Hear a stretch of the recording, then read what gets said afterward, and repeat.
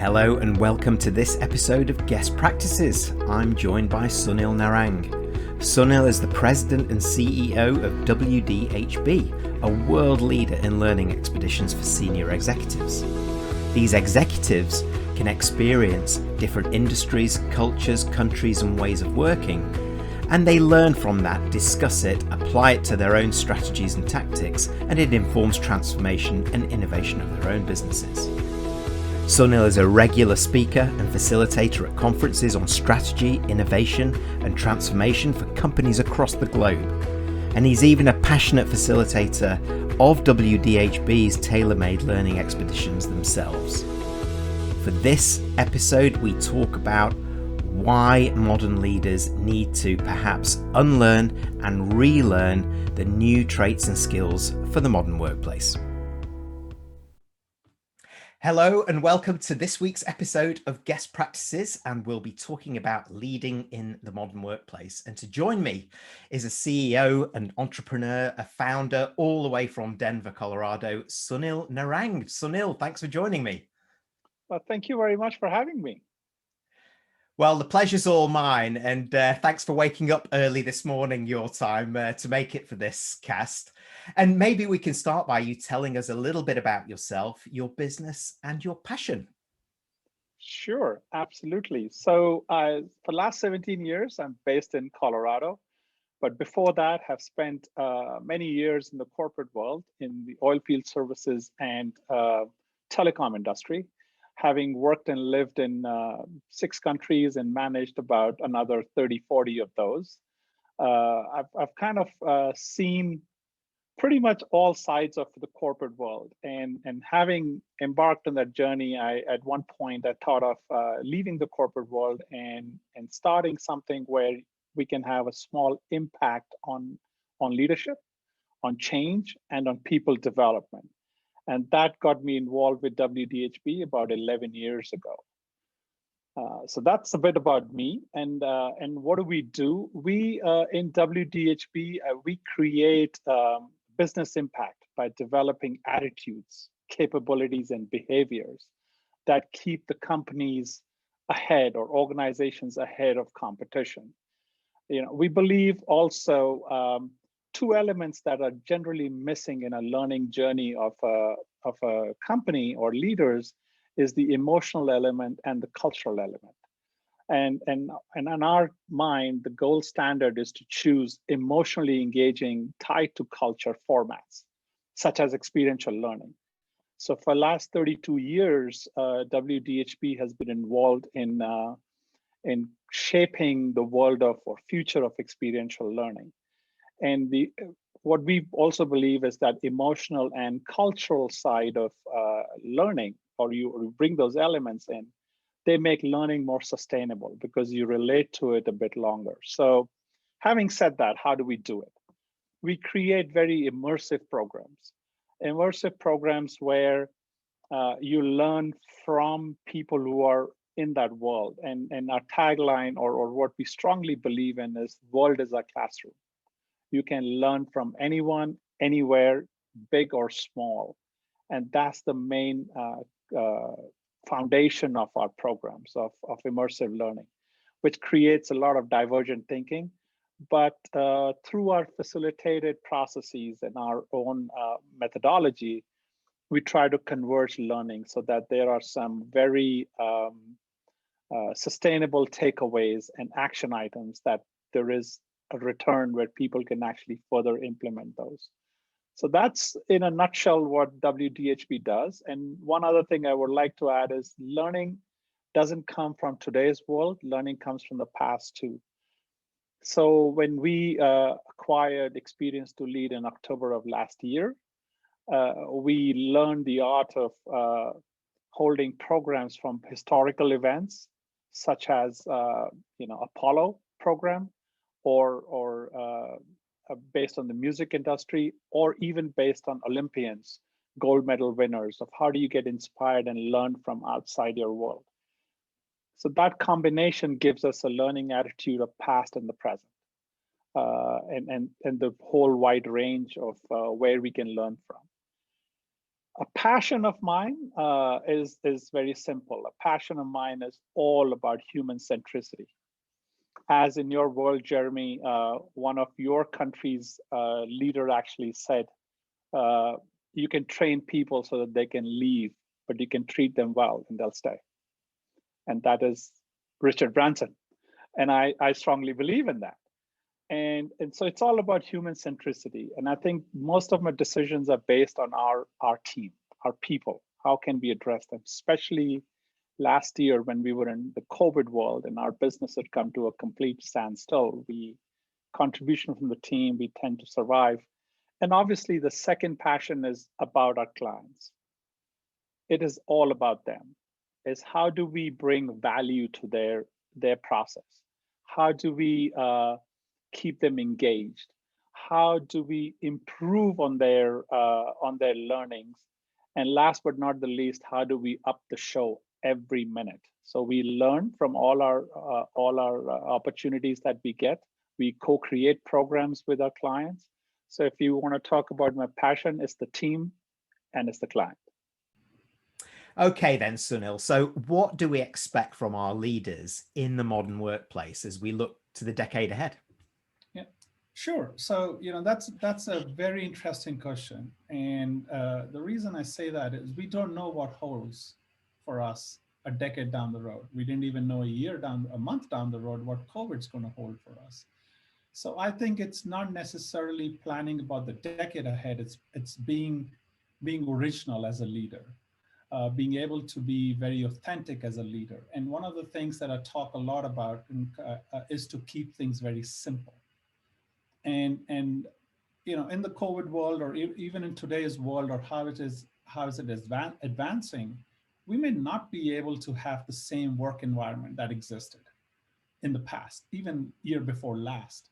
And how do you get away from all the Zoom calls and people calls? You hear everything about people wanting to, not have a Zoom electronic day or a digital day in a week and things like that.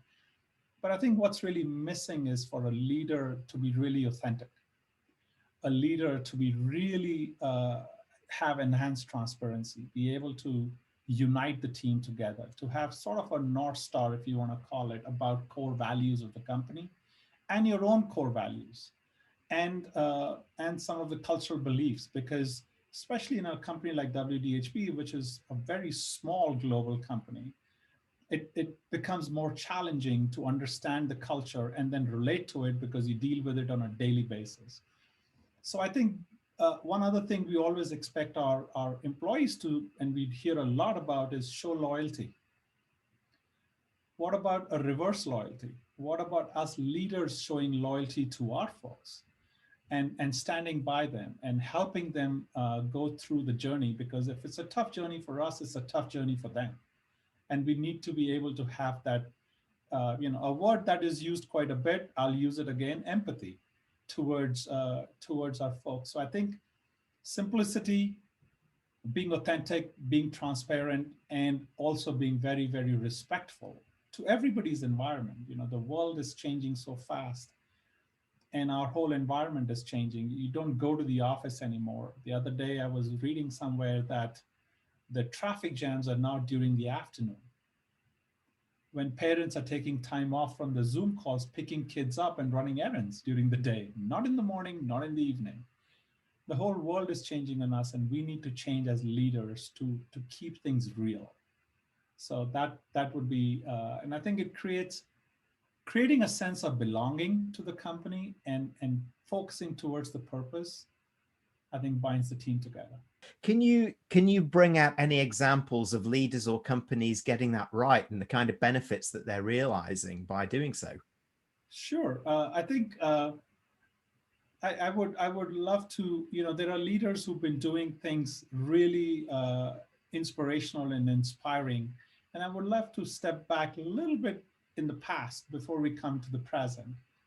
I mean, some of the leaders that have inspired me quite a bit is a person like Sakichi Toyoda-san, Toyoda. And he started in a loom business and then invested his money, a little bit of money that he had by selling his copyrights, in his son's startup automobile company called Toyota. And now you know where that company sits. Every leader, when you name a leader, you always think, oh, did the leader have anything negative about themselves, or was it all positive? I think we all have both sides of it, negative and positive. But these are some of the inspirational stories that bring things forward. And in that environment in 1924 or 1930, Japan was not where Japan is today, but he took that step going forward. And those are the lessons we can learn. One other person who inspires me from the past is Lee Iacocca. The way he was moved from Ford, the way he moved to Chrysler. But I think I read his autobiography when I was in high school. And it still resonates with me with some of his management lessons in it. It's how do managers or leaders lead from behind and not be instructional. And I think, and if you come to the current world, somebody really impresses me because we had a chance to visit the company during one of our expeditions is Ursula Burns. She was the first African-American CEO. And if you think about it, she was the CEO of a company that was on its way down at a very fast pace called Xerox. And she turned the company around. She left Xerox in 2017. But if you look at the inspirational story, and nothing more than what she has done, but when we were visiting Xerox, what the employees talked about her. And that's a true leader.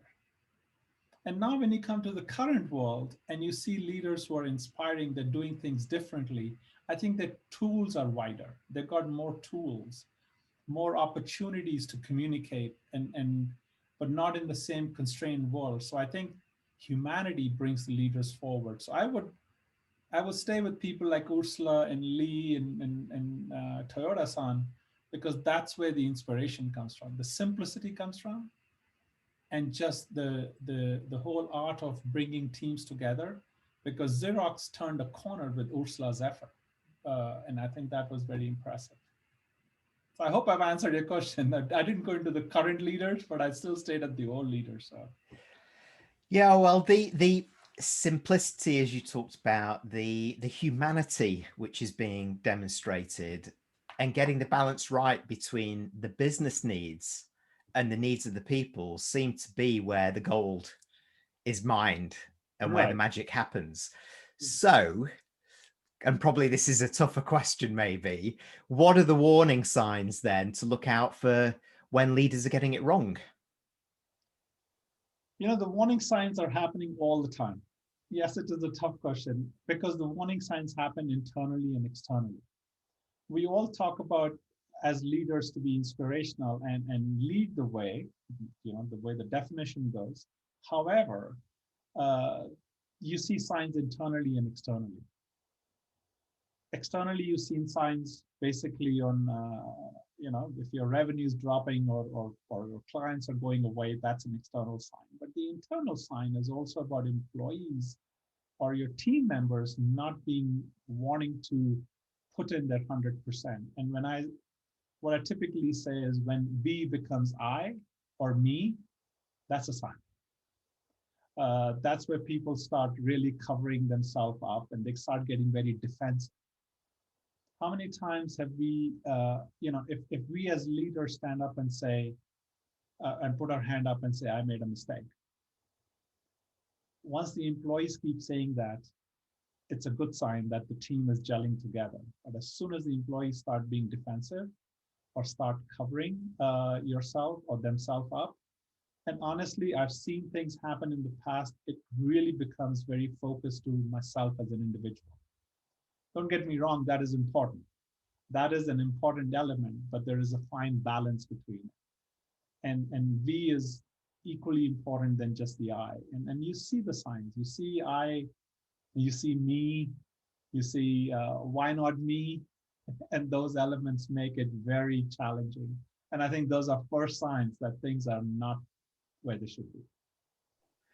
Yes, I'd agree. And we start to become more isolated, don't we?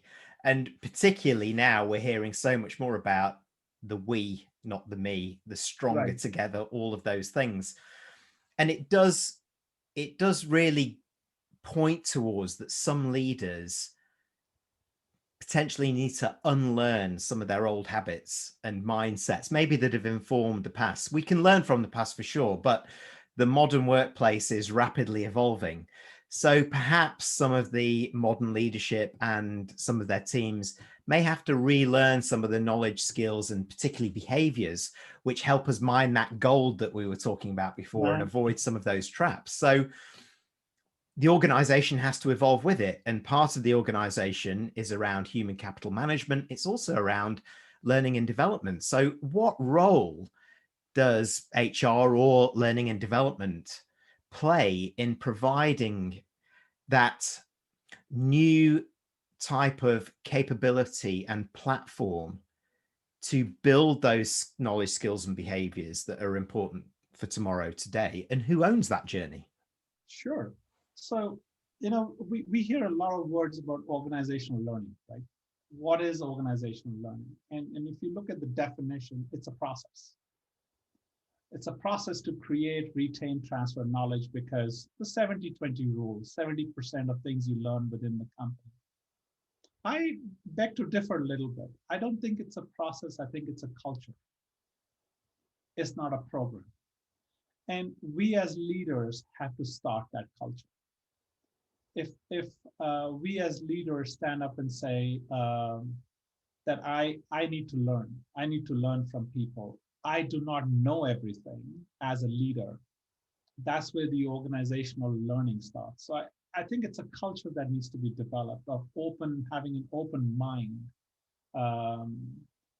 building the team together, and also. And so hence I always say organizational learning is turning an organization into a learning organization.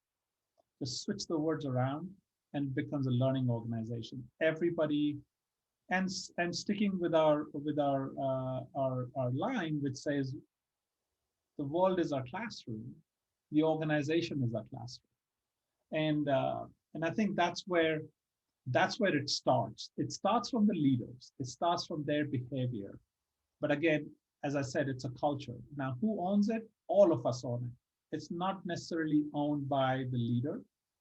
It's not necessarily owned by the lowest ranked person in the company, because I think there's a lot of equality in it, and we all have to do our part. So that's what I think. I think it's, people talk about organizational learning, building programs, L&D departments go out and hunt for programs that they can do for their leaders. And sometimes the leaders come and say, I want to do this particular program, which is fine. But I think it should be not limited to those days, not limited to those events. I think it's a culture that we need to develop. And to build that culture, we as leaders have to take the lead and then let it go down the organization, and it comes up with a two-way street of learning from each other. So. Yeah, that we again, isn't it? The we, not me again. Yeah. And it does start with culture. I totally agree with you. And many organizations need to evolve the culture for the modern workplace, a more digitally enabled, particularly distributed, if we're talking about the hybrid workplace as well. And there is a mindset shift first at leadership level. And right. That has to happen too, but also at employee level. So if those things can all meet in the middle, that's where that stronger together and the we aspect can come in as a becoming that learning organization that you talk about, which is so important. And I do agree with you that it is owned by all. And you must see this play out time after time, because yourself, your company WDHB, along with the acquisition that you mentioned before, Experience to Lead, you have been sort of pioneering innovative and experiential learning programs for over 30 years and constantly evolving those. So how does this and how does what you're doing evolve again if we come back to this emerging new normal, which might be the hybrid workplace? Right. And how does that actually impact your own direction as pioneers in the leadership learning industry? Sure. So, staying with our core value of saying that experiential learning is the core element. Now, with this hybrid world and how we got hit, we kind of head-butted into a brick wall last year. We did not jump on a bandwagon of saying, let's do all virtual. We did create virtual programs. We do virtual programs, but we wanted the virtual programs to be immersive. So we did not stick to one technology. We brought a combination of technologies so that we can make our programs more immersive. And we did not go away from the other element of having them very reflective. Give people time to reflect than actually just talking. So even in this hybrid world, we believe there is immersiveness, but it's in a different form of immersiveness. And we also believe that in this hybrid world, the virtual programs are there to stay. And the face-to-face programs, the desire of human nature or human beings to be able to meet each other and have a conversation with each other, that will always be there because we are social. We do want to learn from others, and learning, you can learn in classrooms equally well, but what resonates is the environment that you're learning from. Is the environment. That's why immersiveness is that critical. Experiential is that critical. But our shift in our line is also a little bit different. Is again staying with the tagline of "World is a classroom." Even if you're confined to a room because you are sitting in your home office and working in the hybrid world, we do step out and interact with people who are not in our line of business, who are probably not of our age group, but we should be more observant. I think you need a bigger open mind to learn from the children, kids outside. And I think that learning mindset has to get much wider, has to get much more open. And that's what we're trying to promote in this hybrid world. Keeping the immersiveness, keeping the reflection part, using multiple technologies to bring as much immersiveness as you can bring, whether it's through videos or through interviews or through certain places, because we strongly believe that when the world opens, it's going to open in 3 steps. It's going to open within the city first, within the country next, and then international.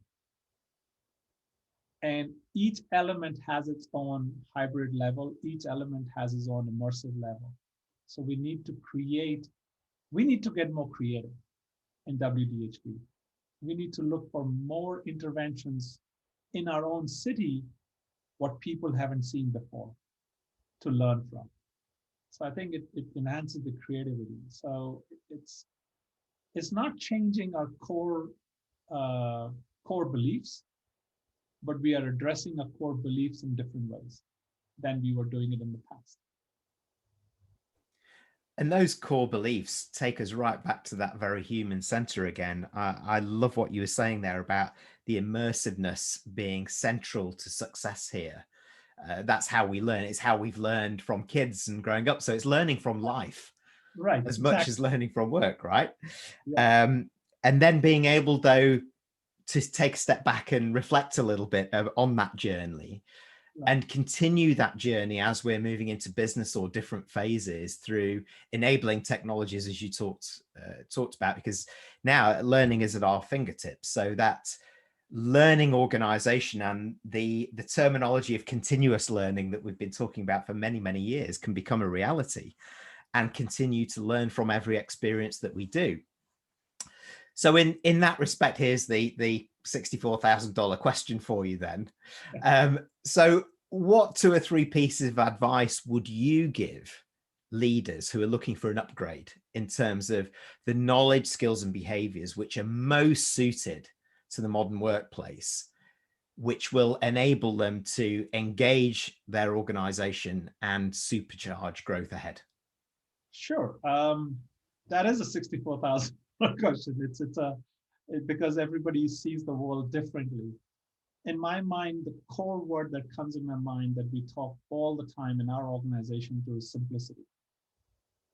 One big lesson we've learned is less is more.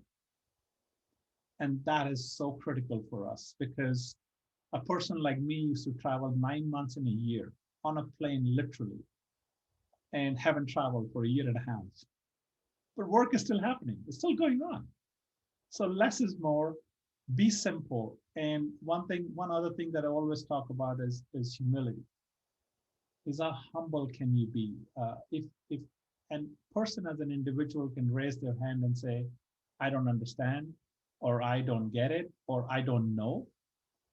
Because there is always an answer called no. You don't have to have all the answers. Now, please don't get me wrong. Culturally, it may be a bit different.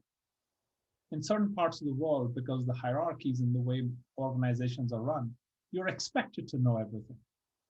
And that's where it becomes more challenging to keep the respect and say, I don't know.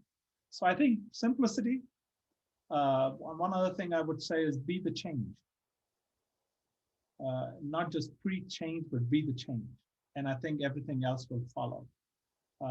Be transparent and be authentic, be genuine. Use the heart a bit more, not just the intellectual side, but I think a heart is very important. So believe in yourself that it's kind of a contradicting statement, but believe in yourself that we do not know everything. And that message is something that will take us far. So that would be my advice. And very powerful advice and very sensible advice in an era where everything looks complicated and complex and the pace of change is so fast. Then to be able to simplify and look at that core and understand what really makes the thing tick and what really makes it move is really important for leaders. And less is more sometimes. I agree in doing that from a leadership perspective. But probably the thing that resonates the most with me here are the two things: the heart, leading with the heart as much as the head. And that goes way back to that human-centered leadership, empathy, all of those things that came out, because our organizations need that at the moment. And we probably need that too at the moment as leaders. And sometimes leaders have to have a dose of humility too. Say, you know what, I don't have all the answers, but I bet there's some people in the organization that do, or at least have some ideas. True.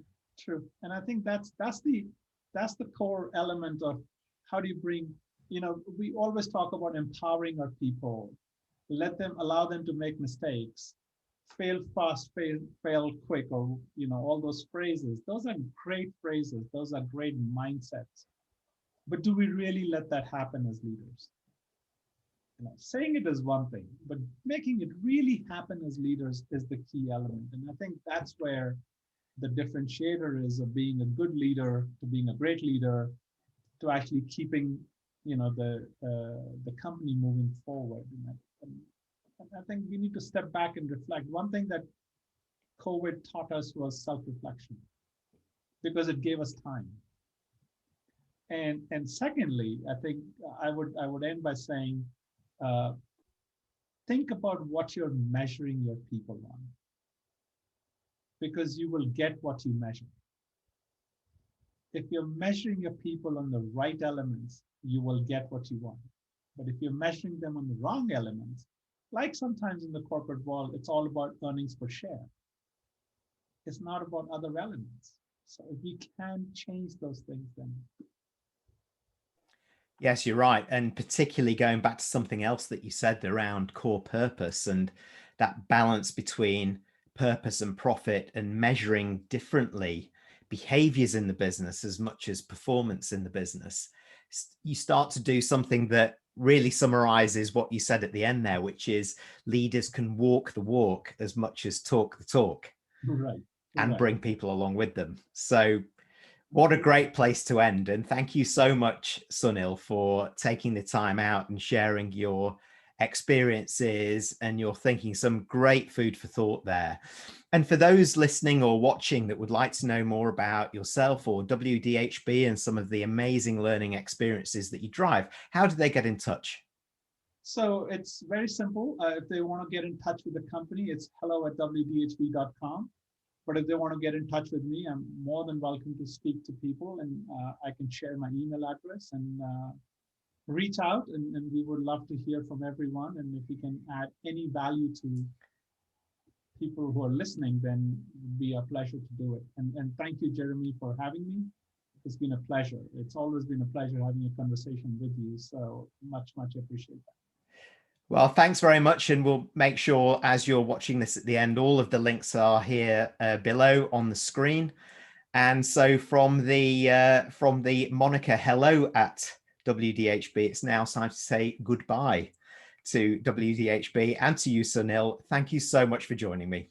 Thank you very much. It was a pleasure. Thank you. Have a great day. Thanks. Bye-bye. Bye. Thank you for joining our Guest Practices videocast. Please do subscribe to our YouTube channel through the link below, or check out our website to access more in our current series of expert interviews.